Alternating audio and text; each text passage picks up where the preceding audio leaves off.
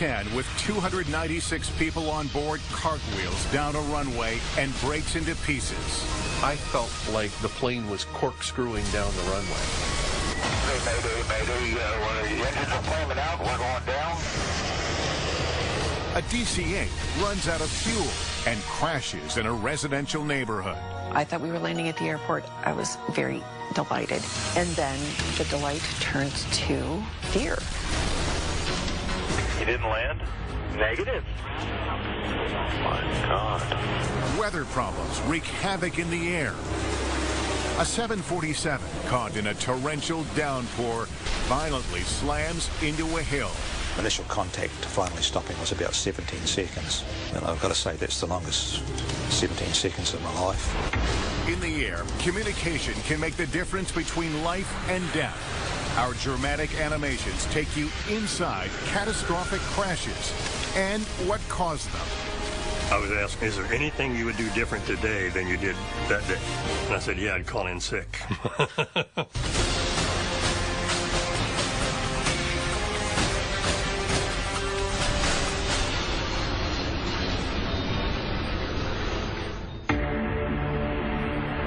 On December 28, 1978, a shocking moment when a United Airlines DC-8 slams down in a residential neighborhood of Portland, Oregon, just 6 miles shy of the airport.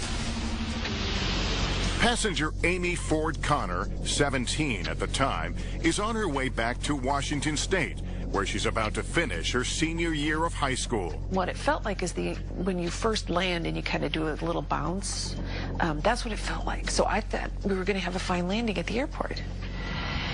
It's a nightmarish ending to what started as a routine flight. United 173 takes off from Denver at 2:47 p.m. 189 people are on board. The first officer is at the controls. It was right after Christmas. The plane was absolutely full. We were all going back to wherever we were going after spending the holidays elsewhere. It was a perfectly ordinary flight until we started making our final approach to the Portland airport. The first time that we realized that something was wrong was when we heard a very loud thunk and the plane jolted.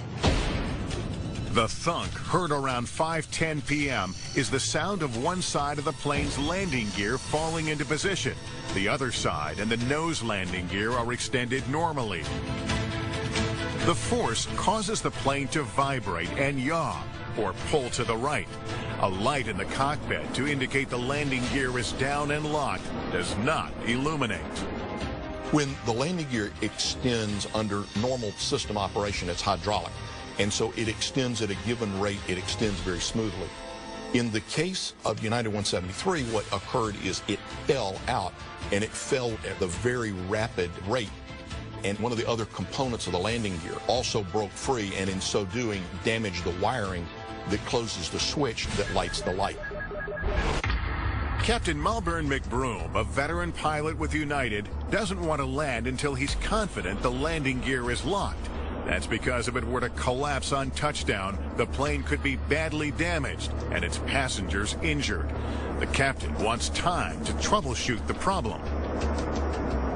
The pilot got on the PA and said, we're having a little trouble with the landing gear. We're going to be in the air just a little bit longer. This is a pretty common problem. Don't worry about it.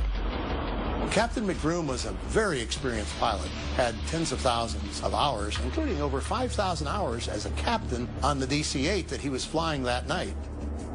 So this was Mr. DC-8 expert, and that may have convinced him that if he just studied a little bit more into the manuals and talked to the people in the maintenance center, he was going to figure out whether or not this landing gear was going to collapse.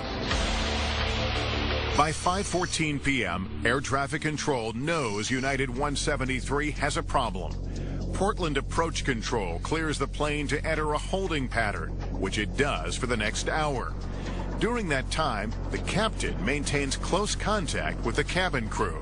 What he kept asking from the flight attendants was, what was the status? Were they ready? Was the cabin prepared? Was it fully prepared? He was very, very concerned about protecting the passengers, and what he was not hearing was the fact that the two other pilots, the first officer and the flight engineer, were getting increasingly concerned about fuel. The crew members are concerned, but they're not clearly expressing it to the captain. They continue to focus on the landing gear problem. One of the flight crew came back with a flashlight because it was dark outside to check the landing gear to see if he could see out the window, which I don't know if he saw or not, but that was our first clue that something really was wrong. On the DC-8, there are mechanical indicators of the landing gear position. It's a pin that actually came up on the top of the wing that you could see. If the pin is up, the gear is locked. If not, the gear is retracted. So that you have a mechanical indication to either validate or invalidate what the light in the cockpit is telling you about the position of landing gear. The longer the jet remains in a holding pattern, the more alarmed the first officer and flight engineer are becoming about the fuel situation. At 5:50 p.m., 18 miles south of the airport, one of them speaks up, but still not forcefully. The flight engineer staring at the fuel gauges said not enough. That's going to run us very close out here. But in the pre-CRM era, you didn't challenge these authority figures. CRM is Crew Resource Management, the training all major airlines now use to improve communication among flight crews. CRM breaks down the barriers of communication between 2 or 3 crew members in an airplane. It enables pilots to act as a team and come up with a common solution rather than as individuals coming up with an individual solution. Before CRM, the captain was absolutely the one decision maker in the cockpit. You were expected to talk to him only when you had something technical to say. And it was very difficult for junior crew members to confront, particularly a very senior captain. So there was a very strong reluctance to criticize. The first officer and the flight engineer both insinuated and made statements, but they were not direct. They didn't say, "Captain, we are running out of fuel. We have to go to the airport right now." The DC-8 left Denver with nearly 47,000 pounds of fuel. By 5:55 p.m., only 4,000 pounds remain. But the captain still thinks they can make it to the airport. The passengers know nothing about the dire fuel situation. They're concerned about a possible belly landing. The pilot got on the PA again and said, "We're going to be making our landing in 5 minutes. We're making our final approach. When we're 60 seconds away, I'm going to let you know so you can assume your brace positions and be prepared for a belly landing just in case that's what we have." And he never made that 1-minute announcement. 6:03 p.m. Air traffic control wants to know when they'll begin their approach. Captain McBroom replies, quote, "I guess about another 3, 4, 5 minutes," end quote. But United 173 doesn't have that much time. Coming up, out of fuel and out of options. As it became increasingly apparent that they were not going to make the airport, the question comes up is, where are we going to put the jet? I thought we were landing at the airport. I was very delighted. And then the delight turned to fear.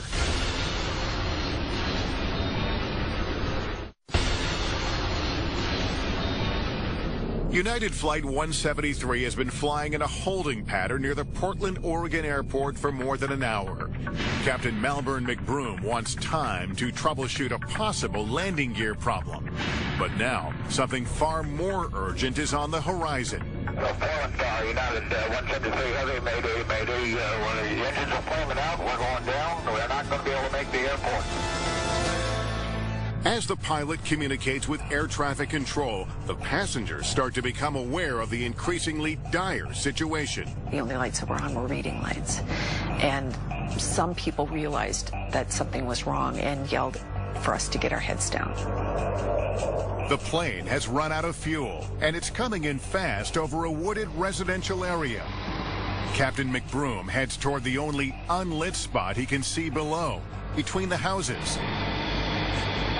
The plane barely clears an apartment building. I thought we were landing at the airport. I was very delighted. And then the delight turned to fear. Because I had no idea what was going on. It just felt like it was never going to stop. As the plane tears through the trees, the front section violently rips away. It wasn't until after we'd stopped moving that I really grasped the enormity of what had just happened. The aircraft is destroyed. 10 people, all sitting in the front section that separated, die from the impact trauma. The rest of the passengers are dazed. It was so cold. Although when you're running on adrenaline, you don't really notice those sorts of things. But we walked off the plane, and then we were in this neighborhood. Nobody knew where we were. We just were milling about like, well, what do we do now? The 4-engine plane went down 5 miles southeast of the airport. It missed a large apartment complex, but smashed through 2 vacant houses. Once on the scene, NTSB investigators quickly determined there's no fuel leak, no broken fuel gauges, no problem at all with the airplane.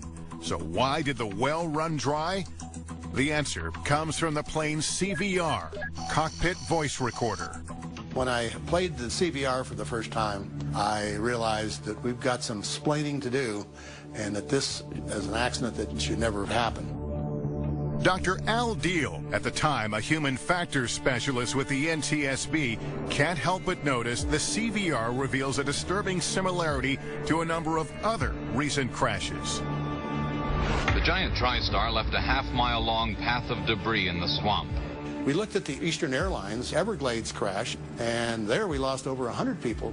It started out as a landing gear flight, and the crew became distracted and flew into the swamp. Ironically, another United DC-8, 1 year prior to the Portland crash, same thing. They had a landing gear unsafe flight. They were troubleshooting that problem and flew into a mountain. The common link? Inefficient or non-existent communication in the cockpit. This failure to communicate is literally crashing planes. Deal knows something has to be done to stem the tide. He begins building a case for airlines to adopt a new training procedure being developed by NASA. It's called Crew Resource Management, CRM. CRM is basically promoted that if you're going to work together as a team, you're going to make a decision as a team. You come to a joint solution, not an individual solution that is then worked into the equation. Up to that point, we only taught the technical aspects of flying. They had the stick and rudder skills, but we never taught decision-making and judgment in a formal way. I got with one of the top air safety investigators on the board, and he said, Al, if you can sell this to the board, this is going to be a revolutionary recommendation. The deadliest accident in aviation history provides Deal with even more compelling evidence to take to the safety board. In the Tenerife disaster, 2 747s collide in the Canary Islands in 1977. The accident kills 583 people and is blamed in large part on bad communication. The whole cabin next to me was just completely gone. Less than 6 months after the Portland crash, the NTSB issues its final report. It cites probable cause as, quote, the failure of the captain to monitor properly the aircraft's fuel state and the crew members' advisories regarding fuel state.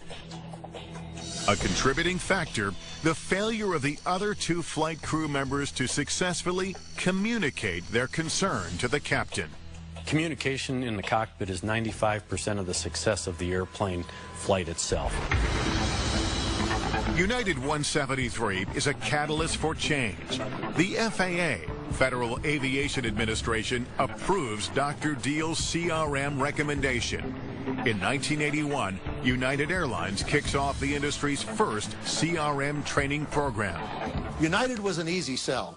Remember, United had just lost 3 airliners in fatal accidents, so United management was ready to jump on board, and they quickly spent the money to develop this course. As veteran United Captain Al Haynes recalls, the training was initially received with a dose of skepticism. Those captains that needed it didn't want it. They wouldn't really do it. So we thought this is really kind of a waste of time until it began to kind of get into the flow of things. And then we understood what it's all about. Captain Haynes has no way of knowing that just a few years later, Training to improve communication between crew members will help him get through one of the most terrifying situations a pilot could ever face. A catastrophic loss of control of a jumbo jet.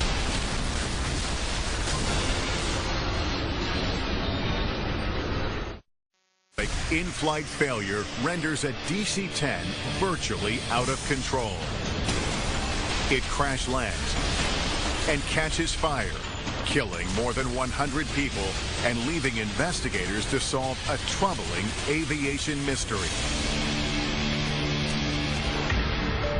July 19th, 1989. United Airlines Flight 232 takes off from Denver's Stapleton International Airport, bound for Chicago. First Officer William Records, who's logged 20,000 hours of flying time, is at the controls. With him, Second Officer Dudley Dvorak, with 15,000 hours. And Captain Al Haynes, who's logged 27,000 hours, 7,000 in the DC-10. On this picture-perfect Midwestern summer day, with 3 highly experienced pilots in the cockpit, it should be an easy flight. Scattered clouds, good visibility, smooth air, very fortunate weather-wise. As we're flying along and everything is smooth as could be and every service is humming and we're all working as a team, out of the blue, here comes this explosion. I mean, it was a huge, loud explosion. But passenger Rod Vetter, a seasoned traveler, isn't fazed. My first thought was a bomb went off. Then I realized that it hadn't depressurized, so it wasn't a bomb. Then I realized that it was probably an engine blowing.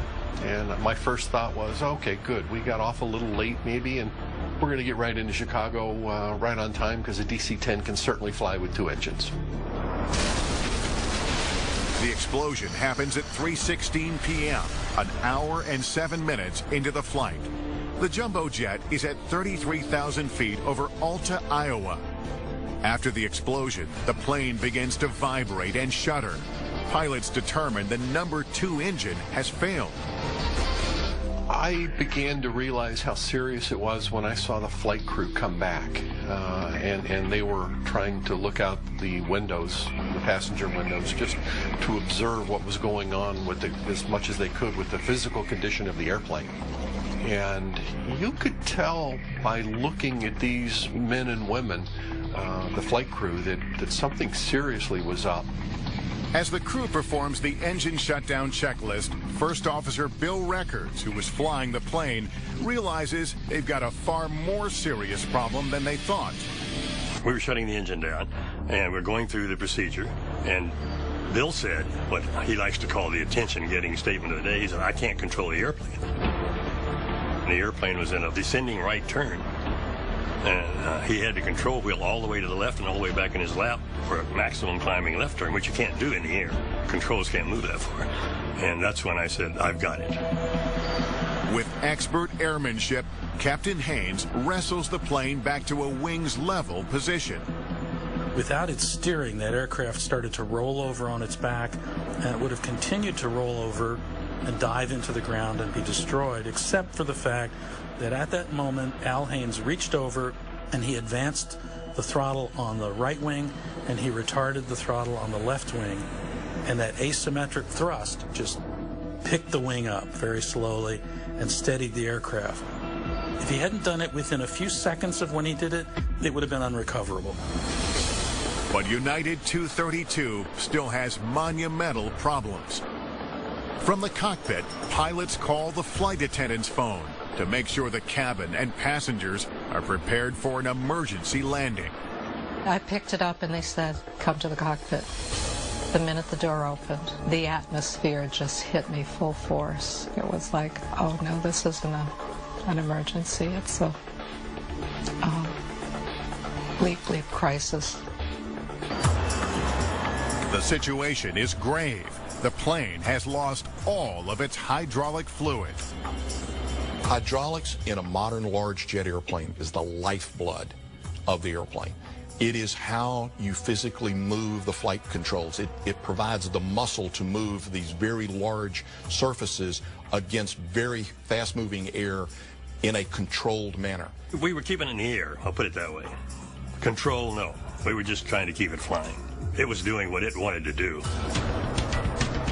In the midst of the chaos, a flight attendant informs the crew there's a United captain who was a DC-10 flight instructor sitting in first class. His name is Denny Fitch, and he's offering to help. He just said, go tell him I'm here, can I help? Of course, as soon as they said he was there, well, yes, he could help. He's an instructor. In the past, bad communication has led to disaster. Now, all hope is riding on teamwork to avoid a catastrophic outcome. Coming up, the final shocking seconds of United Flight 232. There was an announcement that this is going to be a seriously difficult landing.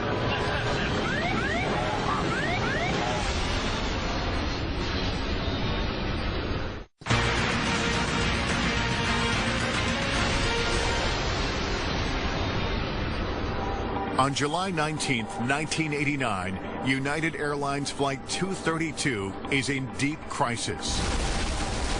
After an explosion, the DC-10 loses its tail-mounted number 2 engine, along with all of its hydraulic fluid, which operates the landing gear, flaps, slats, brakes, and steering. The only control pilots have is over the throttles, which determine engine speed. By adjusting thrust on one side or the other, the pilots are able to steer the plane. But even under this unimaginable pressure, Captain Al Haynes manages to crack a joke with air traffic controller Kevin Bachman. You're cleared to land on any runway. You want to be particular, make it a runway, huh? United flight instructor Denny Fitch, flying in first class, has offered to help and is now in the cockpit. Captain Haynes' willingness to accept Fitch's offer is crew resource management in action. He would not have said anything prior to CRM because you don't go up in the cockpit and bother a captain when you got a problem. Captain Fitch was a perfect addition to an already effective crew, but he was an additional asset. And I said, take the throttles. Us asking him to do this and do that and do that, then he kind of fell into the pattern of what to do, and we didn't have to say so much anymore. As United 232 approaches the airport, the pilots dump as much fuel as they can. This lightens the plane, which increases their ability to control it. Meantime, in the cabin, senior flight attendant Jan Brown, following FAA protocol, advises parents to place lap children on the floor. Those are kids under 2 years old without paid seats. She's about to announce that passengers should brace for impact when Captain Haynes overrides her on the PA. There was an announcement that this is going to be a seriously difficult landing. He said, I won't kid you, it's going to be rough. Do the best you can. The plane is traveling at 247 miles per hour, 100 miles an hour too fast for a DC-10 to land. Without hydraulic fluid, the controls that would normally slow the plane down don't work. And because they can't be properly configured, the ground proximity warning system doesn't realize the pilots are trying to land. It begins to sound, adding to the chaos in the cockpit. The left wing was coming up, and we wanted the left wing down. So we said left, left, left, left, left. I never thought we'd be fine because we were going too fast, and our rate of descent was too big, and I knew something was going to happen. At exactly 4 p.m., 44 minutes after the problem began, a violent impact. As its right wing hit the ground, the tail snapped off. The entire tail of the plane broke off, just as if it were a toy, and went rocketing down the runway at 250 miles an hour. I heard explosions and loud noises, flashes of light, and that had to be with the plane breaking apart. Al could have kept telling us that it would be rough, but I could never in my wildest dreams have imagined smashing into the earth the way we did. As the jumbo jet careens out of control, it breaks into pieces and fires erupt. It's hard to fathom anyone surviving the flames and the thick black smoke. The nose of the plane, which contains the cockpit, is crushed beyond recognition. The pilots are presumed dead. Incredibly, all 4 are alive but injured. This photo captures first responders talking to the crew. They don't just start cutting. They've got to size it up, because with all those wire bundles and all of that sheet metal and the very small compact environment, you could actually inflict greater harm or injury to those occupants trying to rescue them. Of 296 passengers and crew, 112 are killed, including 11 children. One of them is a lap child without a paid seat. They can't be in a car by law without being in a seat. What are they doing in an airplane going over 500 miles an hour? It's Russian roulette. In the wake of the crash, the questions began immediately. How could this plane, with its clean safety record, suffer such a catastrophic failure in flight? Right away, there are some key clues. At the accident scene, a critical component called the fan disc is missing from the number 2 engine. It isn't found until 3 months later in a field 70 miles away in Alta, Iowa. That's where the plane experienced that initial violent jolt. These photos, taken by a witness on the ground as United 232 is about to slam into the runway, also provide investigators with critical information. You can see that there are holes in the horizontal stabilizer from the debris as the fan disc had separated from the engine core and created shrapnel, taking large chunks out of the horizontal stabilizer. In the second picture, you can actually see the backside of the engine where the fan disc actually came out. By November 1990, 15 months after the crash, the NTSB pieces together what happened to United 232. Over a farm in Alta, Iowa, the plane's fan disc imploded, with calamitous results for the plane's hydraulics, the lifeblood of the jet. It sent shrapnel going in a multitude of directions, and it just happened that the shrapnel ended up cutting lines to all 3 systems. The statistical likelihood is extremely low, but in the case of 232, it actually happened. The titanium fan disc is determined to have a crack dating back to its fabrication. Every time the engine is used, the microscopic crack grows. The NTSB determines probable cause to be United inspectors' failure to detect the crack. United Airlines disputes the finding, but in the end, the NTSB upholds its report. I think that the United inspection team did what they believed to be a proper and complete job, or they wouldn't have signed the component off as airworthy. We have gotten better at non-destructive testing. That was one of the takeaways out of this, is we had to get better. Not only does the inspection process improve as a result of this accident, so does the manufacturing process used to create titanium fan discs. Beyond those lessons learned, United 232 is a testament to teamwork in the cockpit.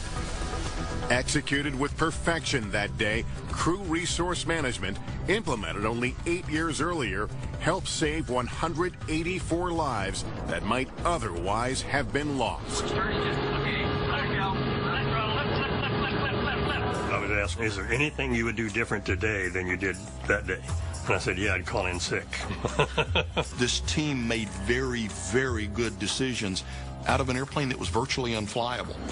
One individual, no matter how skilled an airman, would not have been likely to be able to do that.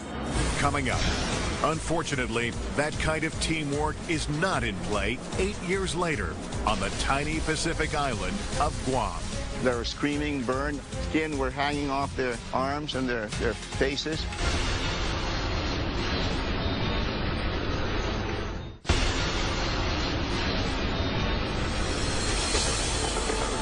A 747 gets caught in a heavy downpour over the tiny western Pacific island of Guam. Then, just 3 miles from its destination, Korean Air Flight 801 slams into the side of a hill and breaks into pieces. 8 minutes later, 2 air traffic controllers come to the sickening realization the plane has crashed. Did Korean Air come back to you? 801. Korean Air 801 Guam. No. He checked in with me. I cleared him to land. I don't know where he's at. Never did have him in sight. You never saw him? Negative. He didn't land? Negative. My God. One of the 254 people on board is New Zealander Barry Small. Unlike many of his fellow passengers who are tourists and honeymooners, Small is on his way to work as a helicopter pilot and mechanic on a large Korean-owned fishing boat.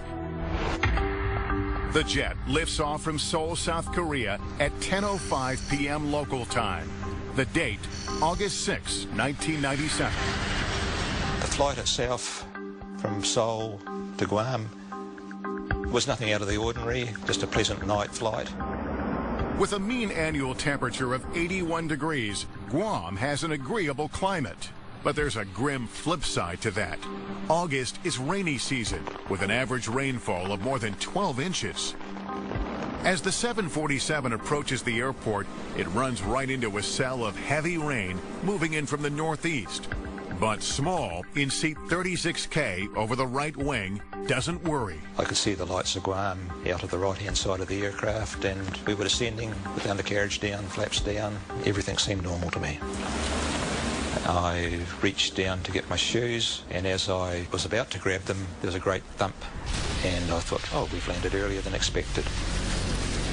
Initial contact with the ground, myself and the passengers weren't really all that surprised. It was just a firm one, and we're home, yeah.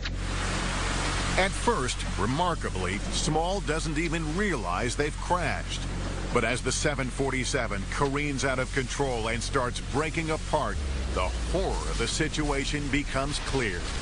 The shaking of the aircraft got worse and worse, to the point that you couldn't control your body. We were just like rag dolls being thrashed around in their seats. The plane has slammed into a rugged piece of terrain called Nimitz Hill, just 3 miles short of the destination runway.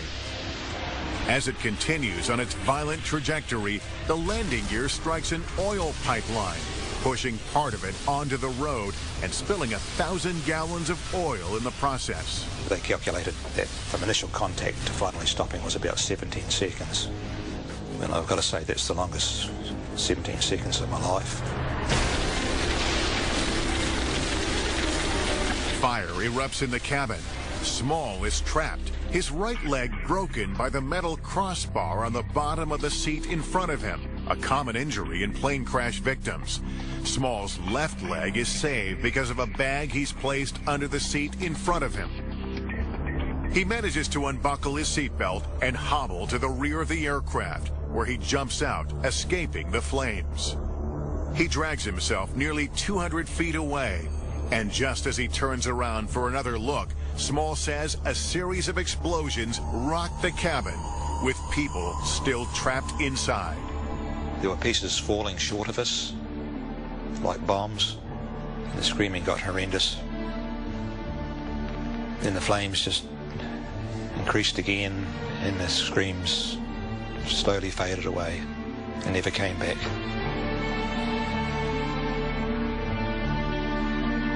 Small has survived the impact, but he desperately needs help. By the time we got about maybe a quarter mile down here, we stopped and we all ran to the crash site to get down to where we can hear the screams and you can see the fire. Carl Gutierrez, governor of Guam at the time, lives just 3 minutes away. He rushes to the rugged site with members of his staff. I ran down and I found Barry Small with his leg, bone sticking out, and gave him a cover also because the rain was like, you know, he was incapacitated that way that he couldn't cover his eyes. By the time rescuers arrive, 52 minutes after the crash, Barry Small is stabilized. But for most of the other passengers on Korean Air Flight 801, it's too late. Coming up, what could lead a highly experienced crew to mistake a hill for a runway? When you have fatigue, it affects your decision-making. You don't really process information. They were suddenly finding things were stacking up, and then suddenly they're much closer to the ground than they expected.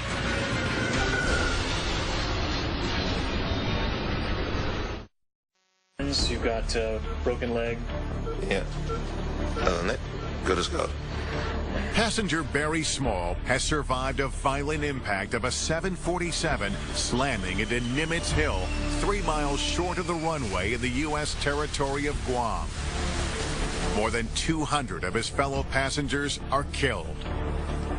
Within hours, the rescue effort becomes an investigation scene.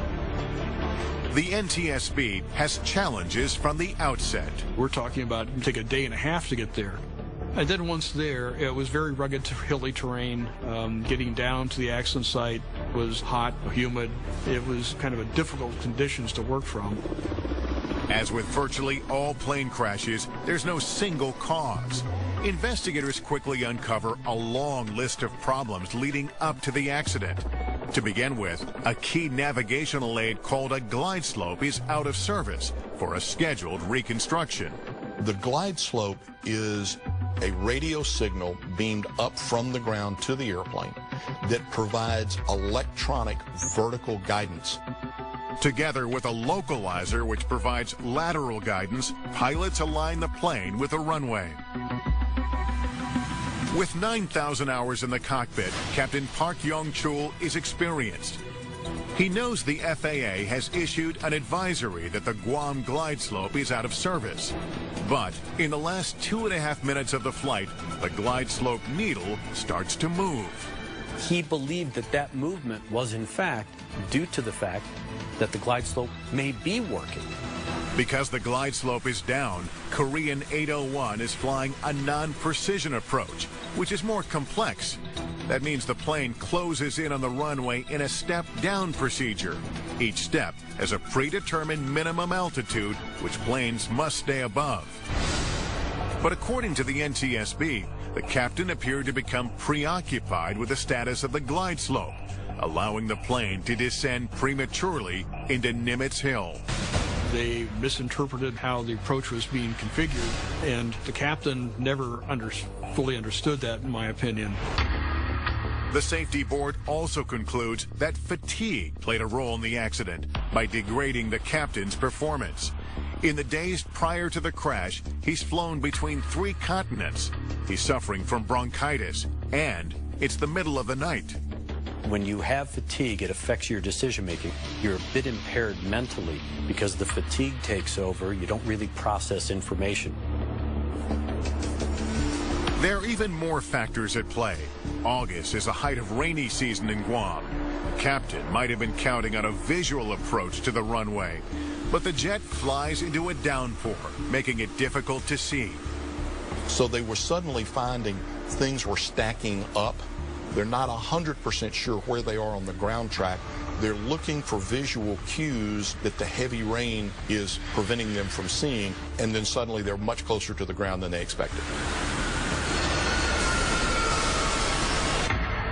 Flight 801's mounting problems are compounded by the crew's failure to communicate.